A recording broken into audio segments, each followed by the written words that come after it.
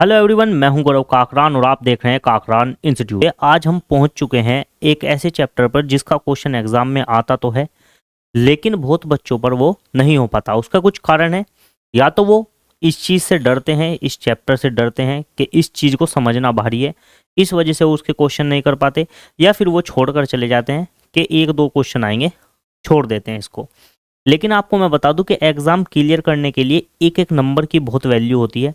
तो इसके जो है 1 से 2 क्वेश्चन आपको एग्जाम में देखने को मिल सकते हैं। तो आज हम चर्चा करेंगे ट्रिग्नोमेट्री यानी कि त्रिकोणमिति चैप्टर की, जिसमें हम आपको चीज़ें आसानी से समझाने की कोशिश भी करेंगे और ये सुनिश्चित करेंगे कि आप एग्जाम में बिल्कुल ठीक से क्वेश्चन करके आएँ। तो चलिए शुरुआत करते हैं आज की क्लास की। सबसे पहले आप देखें क्या दिया हुआ है।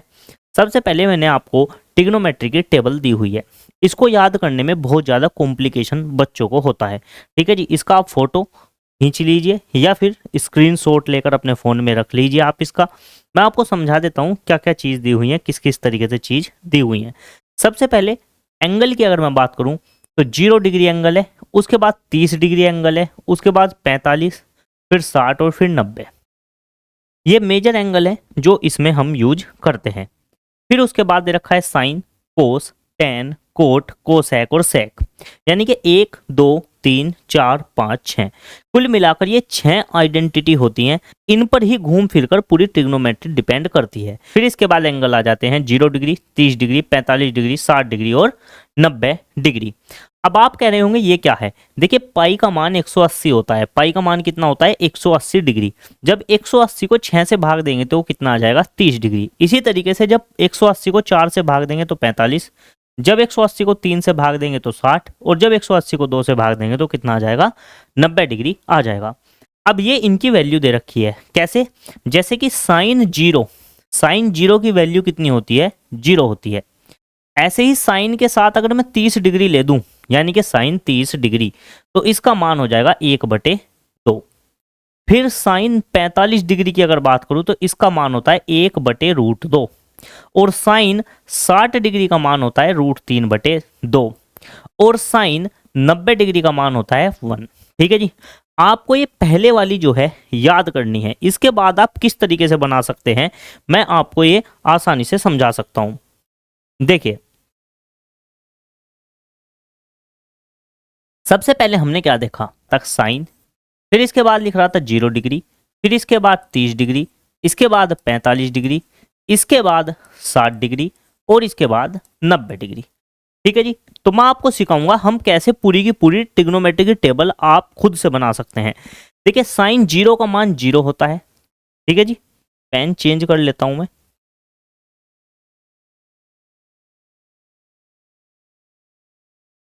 देखिए साइन 0 का मान कितना होता है? 0। साइन 30 डिग्री का मान 1/2, 45 डिग्री का मान 1/√2 होता है, और साइन 60 डिग्री का मान होता है √3/2, और साइन 90 डिग्री का मान होता है आपका 1। ठीक है जी, अब अगर मैं इन चीजों को उल्टा कर दूं, यानी कि इस 1 को तो लिख दूं 0 के नीचे, इस √3/2 को लिख दूं मैं 30 के नीचे, फिर इस 1/√2 को रहने दूं ऐसे ही। ठीक है जी, इस 1/2 को लिख दूं मैं ऐसे, और इस 0 को लिख दूं बाद में। तो ये किसका मान आ गया? ये आगे कोस के मान। ठीक है जी, ये किसके मान थे? साइन के। साइन 0 का 0, साइन 30 का 1/2, साइन 45 का 1/√2, साइन 60 का √3/2, साइन 90 का 1। अगर मैं इनका विपरीत कर दूं तो कोस के मान आ जाएंगे, यानी कि कोस 0 का मान होगा 1, कोस 30 डिग्री का मान होगा √3/2, कोस 45 डिग्री का मान होगा 1/√2, कोस 60 डिग्री का मान होगा 1/2, और कोस 90 डिग्री का मान कितना होगा? 0। उम्मीद है ये चीज आपको समझ में आ गई होगी। ठीक है जी, अब बात कर लेते हैं टेन की। अब बात आती है टेन की। टेन क्या होता है? देखिए टेन होता है साइन बटे कोस। साइन बटे कोस क्या होता है? टेन होता है। इसका मतलब है, तो अगर मेरे को टेन 0 डिग्री का मान निकालना है तो मुझे ऊपर लेना पड़ेगा साइन 0 डिग्री का मान, और बटे में लेना पड़ेगा कोस 0 डिग्री का मान। अब साइन 0 का मान कितना था? साइन 0 का मान था 0, कोस 0 का मान कितना था? 1। ठीक है जी, तो 0 अगर ऊपर है, बटे में कोई भी संख्या हो, तो उसका आंसर कितना आता है? 0 ही आता है। इसका मतलब है टेन 0 का मान कितना हो जाएगा? 0 हो जाएगा। ठीक है जी। फिर इसी प्रकार से जब मैं tan 30 डिग्री का मान निकालूंगा तो ऊपर sin 30 डिग्री का मान रखूंगा और नीचे cos 30 डिग्री का मान रखूंगा। देखिए अभी मैं आपको ये चीजें डिटेल में बनाना सिखा रहा हूं, जब आप इन पर प्रैक्टिस करेंगे तो ये आपको उंगलियों पर रट जाएंगे डायरेक्ट मान क्या होते हैं। ठीक है, ये आपको लिखने की जरूरत नहीं पड़ती, फिर भी मैं आपको एक बार सिखा देता हूं। आप इनको कोशिश कीजिएगा आपके फिंगर टिप पर याद हो जाए, फिर आपके लिए ट्रिग्नोमेट्री बहुत आसान हो जाएगी। तो जैसे कि हम बात कर रहे थे tan 30 डिग्री की, sin 30 ऊपर cos 30 नीचे। sin 30 का मान कितना है 1/2, cos 30 का मान कितना है √3/2। ठीक है जी। देखिए इस बटे के 2 से ये बटे का 2 कट जाएगा, ऊपर बचेगा 1 और नीचे बचेगा √3। ठीक है जी। तो इसी तरीके से इसके बटे ये, इसके बटे ये, इसके बटे ये, इसके बटे ये जब हम करते जाएंगे तो क्या क्या मान आएंगे। tan 0 का मान 0, tan 30 डिग्री का मान जो है वो कितना आ गया 1/√3। फिर इसी तरीके से 45 का मान, देखिए इसके बटे में 1/√2 के बटे में 1/√2 होंगे, इससे पूरा का पूरा कट जाएगा और ये कितना बचेगा 1। फिर जब इसको सोल्व करेंगे 2 से 2 कटेगा, कितना बचेगा √3 और 1 के बटे में 0 आ जाए तो इसका मान होता है अज्ञात यानी कि इनफाइनाइट भी इसको हम बोल देते हैं। ठीक है जी। अब ये चीज मुझे उम्मीद है आपको यहां तक समझ में आ गई होगी। ये मैं मिटो देता हूं, माफ कीजिएगा, ये मैं इसको मिटो देता हूं।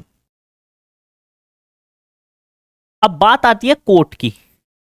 ये जी कोट कैसे होगा, जैसे आपने साइन का मान लिखकर कोस का उल्टा कर दिया था, ऐसे ही आप tan का जो मान आया है इसका उल्टा कर दो, यानी कि ये इनफाइनाइट तो लिख दो यहां, ये √3 लिख देंगे यहां पर, ये 1 जुका तू रह जाएगा, ये 1/√3 यहां पर चला जाएगा और ये 0 चली जाएगी यहां पर। तो देखिए कोट 0 का मान तो कितना आ गया इनफाइनाइट, कोट 30 डिग्री का मान √3, कोट 45 का मान 1, कोट 60 डिग्री का मान 1/√3 और कोट 90 डिग्री का मान कितना आ गया 0 आ चुका है।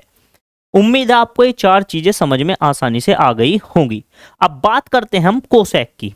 कोसेक की अगर बात करूं मैं तो कोसेक क्या होता है, देखिए कोसेक होता है अगर हम 1 के बटे में साइन को ले लें, क्या ले लें 1 के बटे में साइन को लिख दें तो कोसेक के मान आ जाएंगे।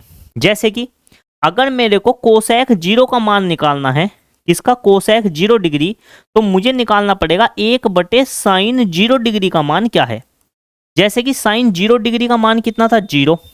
अब मैंने कहा था 0 अगर किसी भी संख्या के बटे में आ जाए तो वो कैसा मान दे देती है, वो दे देती है इनफाइनाइट यानी कि अज्ञात।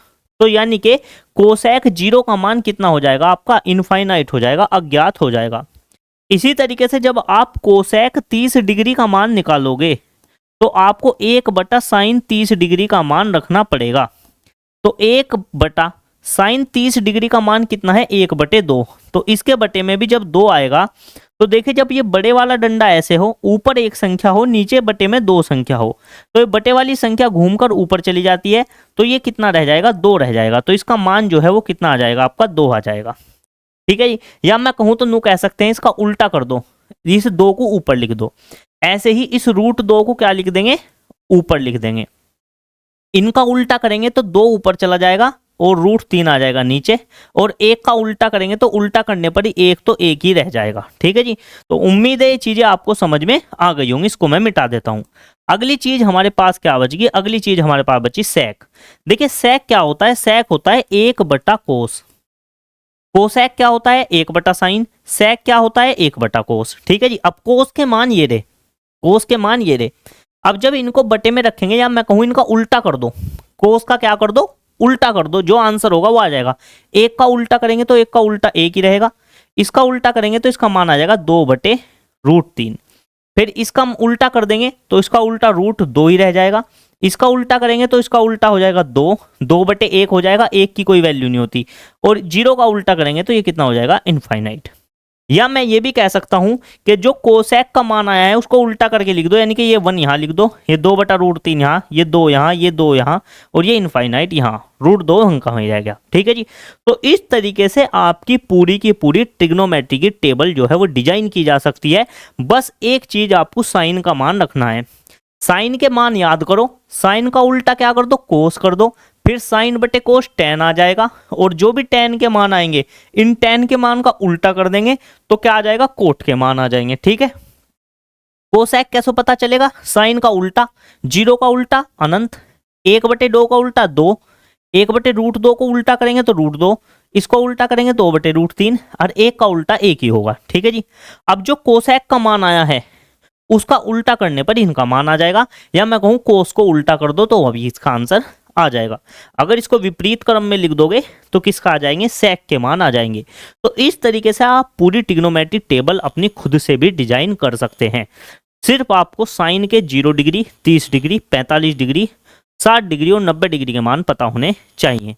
आप एक बार इसको मेरे साथ देख देख कर लिखें, फिर उसके बाद बिना दिखे 2 से 3 बार लिखने की कोशिश करें। एक तो आपको पूरी ट्रिग्नोमेट्रिक टेबल खुद से लिखनी आ जाएगी, और दूसरी चीज आपको सबके मान एकदम याद हो जाएंगे फिंगर टिप पर। ठीक है जी, तो कैसा लगा ये मेथड आप मुझे कमेंट करके बताएं, आपको मजा आया या नहीं आया। अब चलिए, ये बात तो हो जाती है खत्म। अब आगे अगर मैं बात करता हूं तो आगे की बात करते हैं, ये चीजें मैंने आपको समझा दी। आगे की अगर मैं बात करूं तो देखिए, आगे एक आता है क्वाड्रेंट सिस्टम, यानी कि इसके 4 बॉक्स बने जाते हैं।